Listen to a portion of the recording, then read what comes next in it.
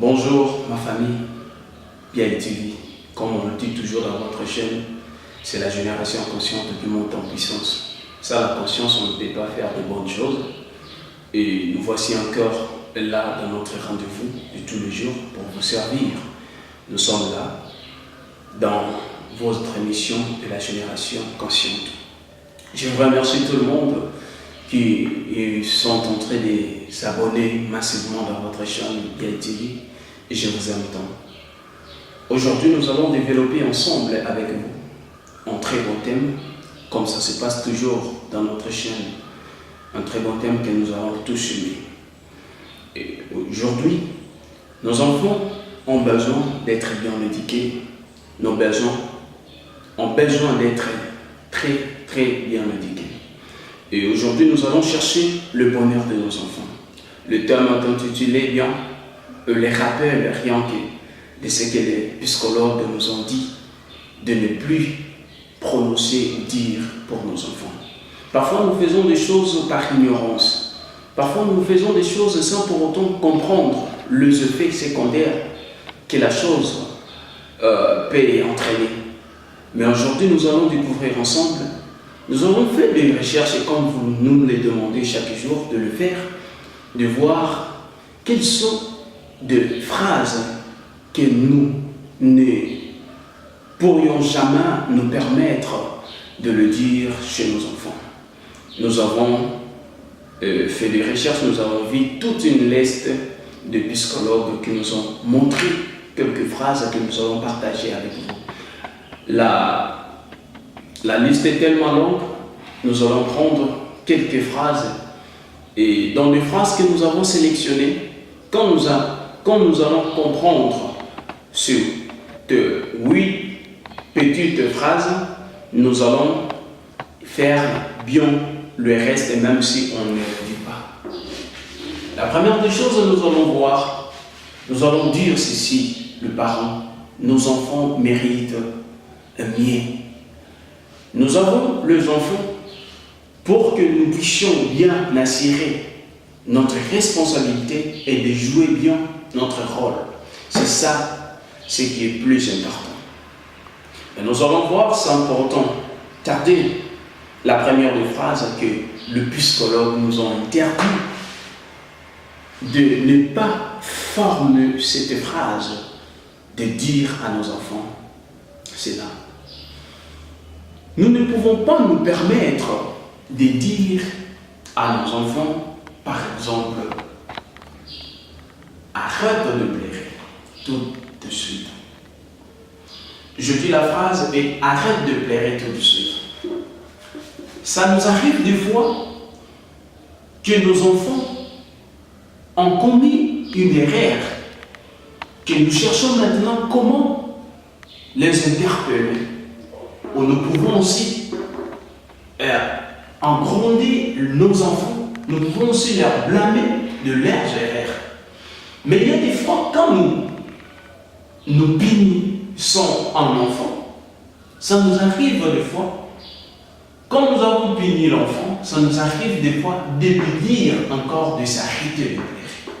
Or, quand vous avez tapé, par exemple, l'enfant il doit s'exprimer, il doit montrer, il doit manifester le sentiment du plaisir qui naît sur lui. Maintenant, qu'est-ce qui se passe? Au moment où vous avez tapé l'enfant, au lieu de lui laisser qu'il puisse exprimer ce sentiment-là, vous lui dites directement de s'arrêter tout de suite, sans pour autant savoir ce qui s'appelle s'entraîner. Le psychologue nous dit de ne plus le dire. Pourquoi? Parce que quand vous tapez votre enfant, il est encore enfant. Il n'a pas encore la maîtrise de ses émotions parce qu'il est encore enfant. Mais au moment où vous lui dites de s'arrêter, vous êtes en train de lui faire comprendre qu'il doit refouler ses sentiments au lieu de les gérer ou de les comprendre. D'où cela peut avoir des conséquences dangereuse dans la vie de l'enfant, même au niveau même d'aller jusqu'au point d'affecter sa personnalité. Ça peut même aller jusqu'au point de créer des problèmes dans sa conscience. Ça peut lui rendre vulnérable face aux adversités de la vie. D'où nous avons l'obligation de bien traiter nos enfants, de ne point leur dire de s'arrêter, de pleurer au moment où l'enfant veut exprimer le sentiment qu'il a. Voilà un peu. Pour la première phrase, nous devons faire beaucoup attention. Avant d'entrer à la deuxième phrase, nous devons savoir que les enfants ont la facilité. Les enfants adoptent souvent les habitudes ou les manières des gens qui les entourent. Dans la plupart des cas, ce sont des comportements de nous parents. Quand je dis de nous, je le vois déjà parce que je suis en pitié. De vous, les parents. D'où nous avons l'obligation de bien faire des choses de peur que ça puisse influencer négativement nos enfants. Imaginez qu'un enfant qui a grandi dans une famille, que le papa maltraitait toujours sa femme à chaque fois, injuriait toujours. Vous ignorez des choses qui sont en train de se naître à la conscience de votre enfant. Et à la prochaine, vous allez commencer à condamner les gens. Non, nous sommes responsables. Nous devons faire de bonnes choses, prononcer des belles phrases chez nos enfants, pour que nos enfants puissent être réellement des personnes responsables et des personnes respectueuses. La deuxième phrase, nous ne devons pas dire à nos enfants que tu es me déçois. Que tu me déçois. Et quand on dit cette phrase à l'enfant que tu me déçois, ça peut avoir beaucoup de inconvénients. Parce que quand votre enfant commet une bêtise, une erreur, directement dans sa conscience, il le sait réellement, ici, j'ai mal fait. Oui, sa conscience l'interpelle de ce qu'il a fait. Maintenant, dans ce moment-là, qu'est-ce qui se passe? L'enfant a besoin maintenant de vos parents, que vous puissiez lui dire, lui montrer ce qu'il aurait dû faire à la place de cette erreur commise. C'est ça maintenant, là où nous échouons, nous, tant que parents. Nous devons montrer plutôt à notre enfant qu'il a commis une erreur. Mais nous devons aussi lui montrer ce qu'il aurait dû faire à la place de cette erreur-là. Mais quand vous lui dites qu'il te déçoit, ça peut lui affecter et à l'avenir d'avoir manque de confiance en soi. Nous devons montrer à nos enfants ce qu'il aurait dû faire à la place de cette erreur-là. Nous devons l'éviter de ne plus le dire encore. La troisième des phrases que le psychologue nous dit que nous ne pouvons pas le prononcer à nos enfants est la phrase de dire à l'enfant qu'il ne vaut rien. Qu'il ne vaut rien. Non, c'est une phrase que nous devons éviter pour nos enfants. Imaginons, vous êtes un parent, vous avez votre enfant, mais vous lui dites qu'il ne vaut rien. Et vous savez ce que ça peut susciter chez l'enfant. Avant pour autant entrer dans cette phrase, j'ai un témoignage. Il y avait un monsieur qui avait son père. À chaque fois qu'il faisait des choses, son père lui disait toujours qu'il ne vaut rien. Et même quand il réussit à l'école, son père lui disait, tu as réussi parce que c'est facile. Parce que c'était facile à tout le monde de réussir à ce que tu as réussi. Vous voyez? Qu'est-ce que le papa, il était en train de semer chez l'enfant? Et je vous dis, l'enfant a atteint l'âge, mais des choses-là lui revenaient toujours dans la tête. Et surtout, la phrase que son père lui prononçait à chaque fois, ça lui révélait toujours et ça lui a détruit. Ça lui a détruit même quand il était vieux. Il a commencé à faire des efforts pour chercher de lire et pour revenir. C'était terrible. Nous ne devons pas nous permettre de dire à nos enfants, ils ne vaut rien. Parce que nous avons des enfants. Nous avons des enfants pour leur entretenir, pour leur montrer qu'ils sont importants chez nous. Parce que nous devons leur montrer que nous sommes des parents responsables. Parce que vous êtes une personne dans laquelle votre enfant cherche l'approbation près de vous. Au moment où vous allez commencer à lui dire qu'il ne vaut rien, il va commencer maintenant à chercher l'approbation chez d'autres personnes. Pourquoi? Parce que, étant que parent, votre enfant, il est en train de vous considérer que vous êtes une voix de la raison. Et mais quand l'enfant croit en vous que vous êtes la voix de la raison et qu'il attend de votre bouche cette phrase, il va croire à ça parce qu'il vous prend comme la voix de la raison, il va croire à vous. Et maintenant, quand il va croire à vous, devinez la suite. C'est mauvais. Nous ne devons pas nous permettre de dire à notre enfant qu'il ne vaut rien. C'est une phrase à éviter, parents étant que responsables. Nous ne devons pas nous permettre de le faire.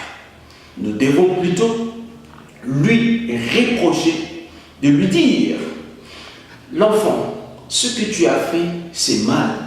Ou ce que tu as parlé, c'est mal. Ce que tu as fait, ce n'est pas bien. Mais je crois en toi qu'à la prochaine, tu feras mieux que ce que tu as fait. C'est ça ce que nous devons dire à nos enfants. La quatrième des phrases que nous ne devons pas dire à nos enfants, c'est une phrase que moi je dis, parfois nous le disons par ignorance. Pourquoi? La phrase de dire à votre enfant que un grand garçon ou une grande fille n'a pas peur. Et quand vous lui dites cela, que le grand garçon n'a pas peur, ça peut arriver votre enfant a vu un GECO. Le GECO, comme l'enfant, il est encore enfant, il peut avoir peur. Mais quand vous lui montrez que le grand garçon ne peut pas avoir peur, vous lui mentez quelque part. Vous êtes en train aussi de semer quelque chose de mal pour lui. Parce que dès le départ, la peur, c'est un sentiment naturel. C'est normal. Ah ouais, quand je parle, c'est normal. Je ne parle pas de la peur de chrétiens aujourd'hui. Et quand un chien aboie et vous commencez à entonner des cantiques, c'est comme si on voulait vous faire du mal. Non, je ne parle pas. Sauf qu'il y a aussi des dimensions de la peur. Mais pour les dimensions, moi je ne suis pas mieux placé pour parler de cela maintenant. Si vous voulez déjà voir plus pour des dimensions, là, je vous renvoie d'aller consulter ou d'aller parler à mon frère Christian Mossembe que j'aime bien. Lui, il va vous expliquer des dimensions de la peur. Moi, je parle de la peur normale. Vous devez lui montrer. Vous ne devez pas mettre fin à la peur de votre enfant en lui disant de ne pas avoir peur. Vous devez plutôt lui faire comprendre que la peur, c'est normal d'avoir peur. Tout le monde, parfois, ça nous arrive d'avoir peur dans la vie. Donc ce n'est pas quelque chose d'aller chercher le démon, si c'est où.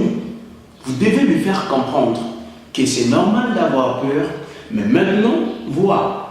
Et par exemple, de l'exemple que j'avais donné de GECO, vous pouvez lui faire comprendre que le GECO ne peut pas vous faire du mal. Voilà, quand vous êtes devant une épreuve telle, voilà comment vous pouvez le surmonter. Parce que vous êtes une personne, vous êtes en mesure de surmonter cette peur-là.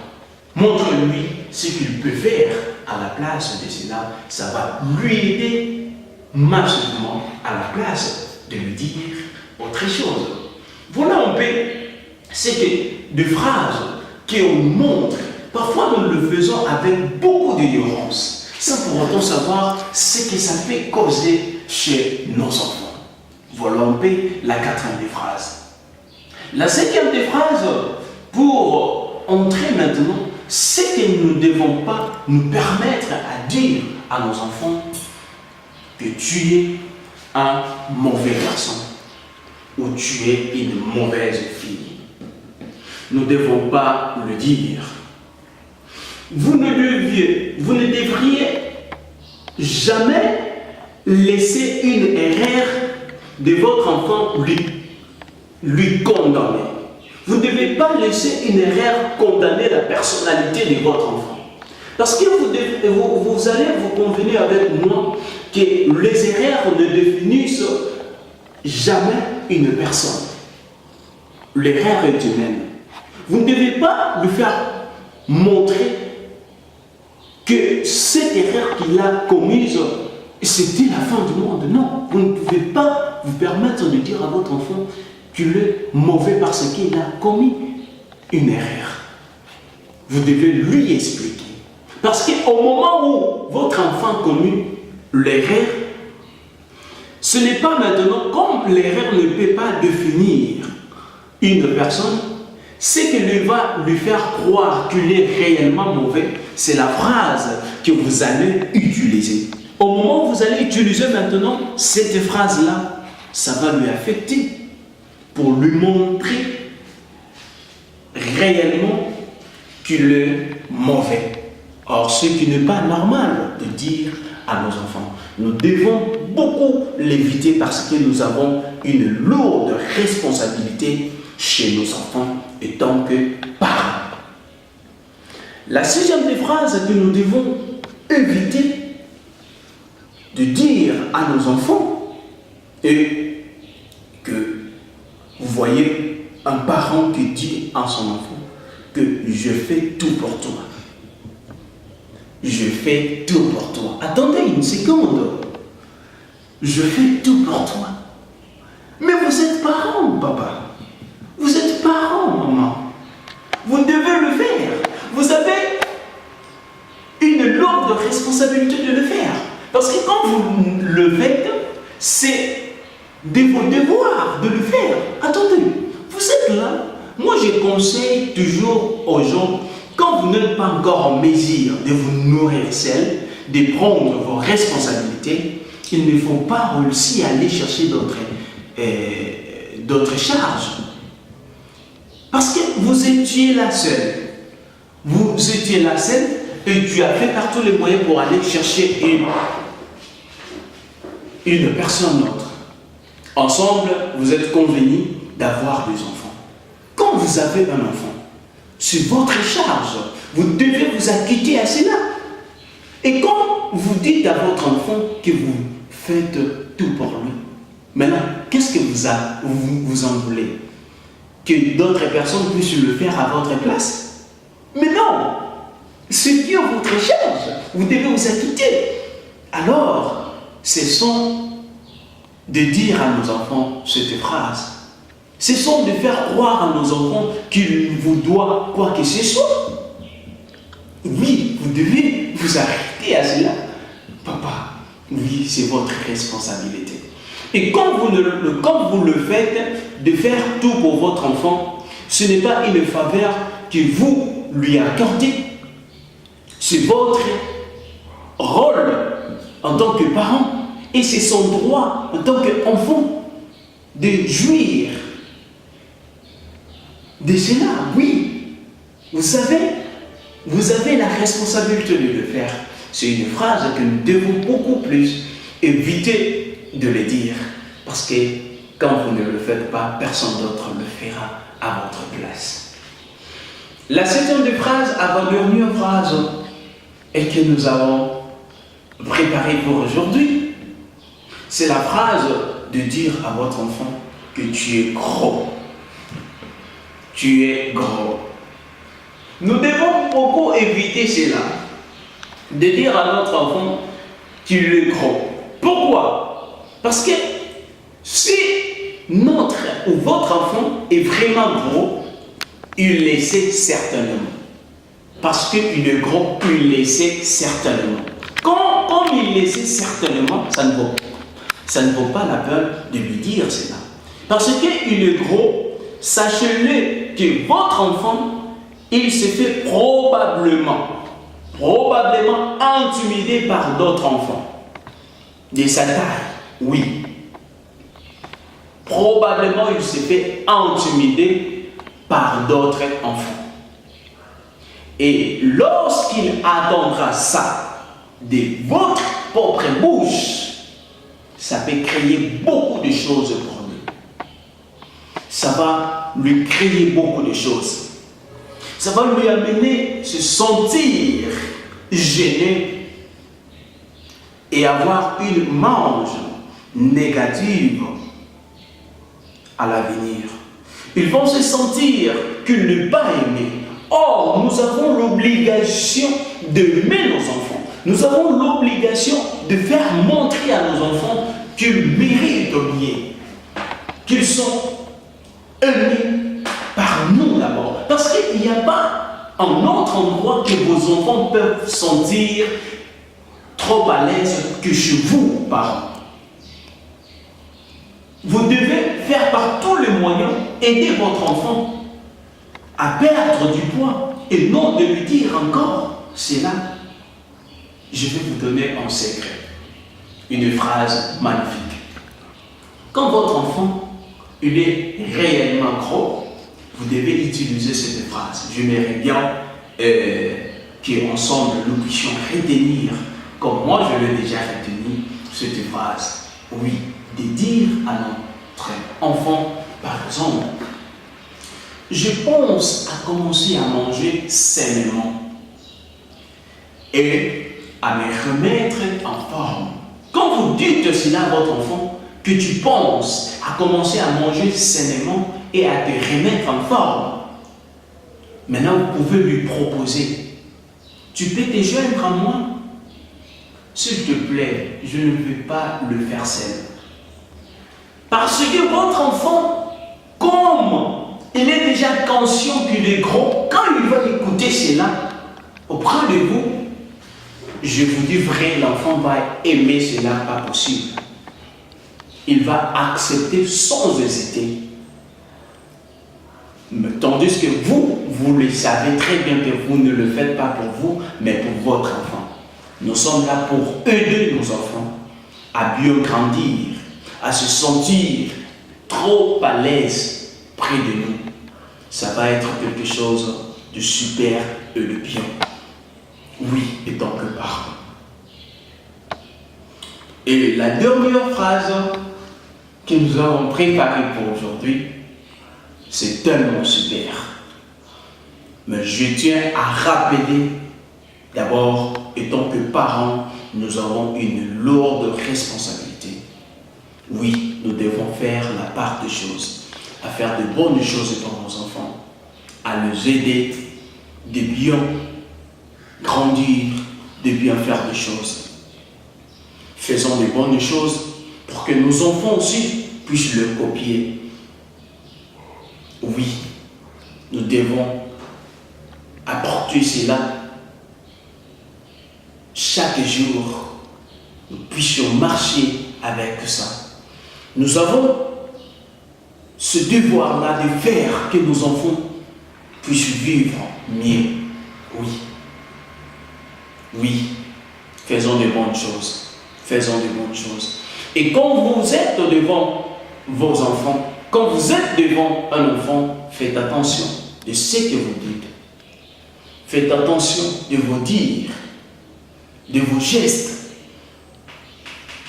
Oui, parce que ça peut influencer tôt ou tard l'enfant.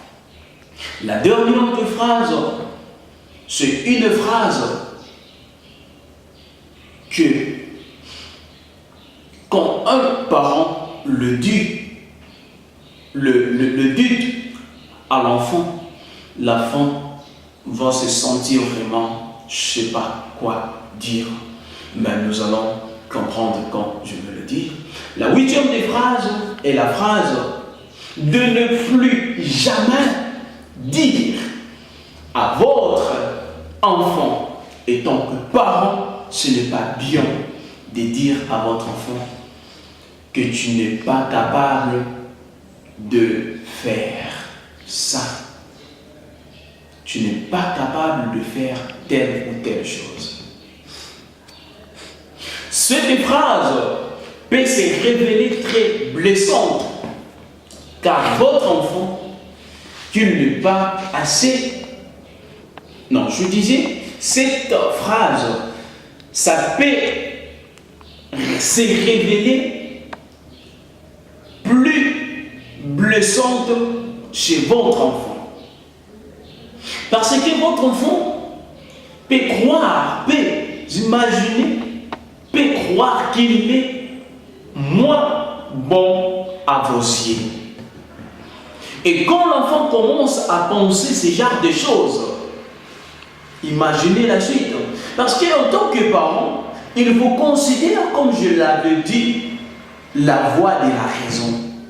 Et comme il vous considère comme la voix de la raison, il va vous croire. Il va croire à votre phrase qu'il n'est pas réellement capable de faire telle ou telle chose. Ça va lui décourager à la vie. Vous ne pouvez pas vous permettre de le dire parce que votre enfant a la capacité de faire toutes choses, sauf seulement s'il reçoit votre bénédiction. S'il reçoit votre encadrement, il fera beaucoup de bonnes choses. Il a le courage, le talent, le potentiel, pas possible. Oui, il vous suffit de lui donner la chance de faire quelque chose. Il le fera mieux même ce que vous pensez. Oui, l'enfant est capable de faire quelque chose. Voilà un peu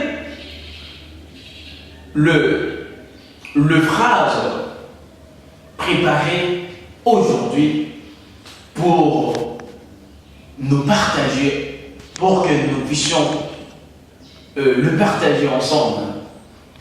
Oui, ce sont des phrases à éviter de ne plus jamais dire à nos enfants. Parce qu'il y a des fois, quand nous le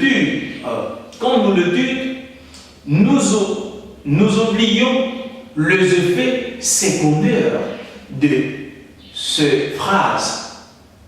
Et sachez-le bien que des fois, votre enfant peut avoir des problèmes maintenant pour vous dire des choses. Maintenant, c'est ça. Nous avons une responsabilité. Nous devons le bien le faire pour que nous ne puissions pas tomber dans les erreurs. Merci beaucoup à vous qui êtes toujours branchés à votre chaîne. C'était Biaï TV. Mais vu vos suggestions, vos propos, c'est maintenant Nouvelle Conscience. Nouvelle Conscience TV. En un mot, Nouvelle Conscience TV. Je salue mon frère qui me conseille chaque fois, qui m'aide toujours et qui fait toujours aussi son travail comme il faut. Celui qui était là pour m'aider à préparer cette émission, John Moussassa. Je lui salue vraiment. Et je salue mon frère Claudicia de la Génération Consciente, de la Génération Consciente, celui qui présente une émission bien à la Radio France 24. Et je salue ma sœur qui m'aide toujours à Niki Moussassa en Amérique et son mari, mon beau-frère Maï Moyo.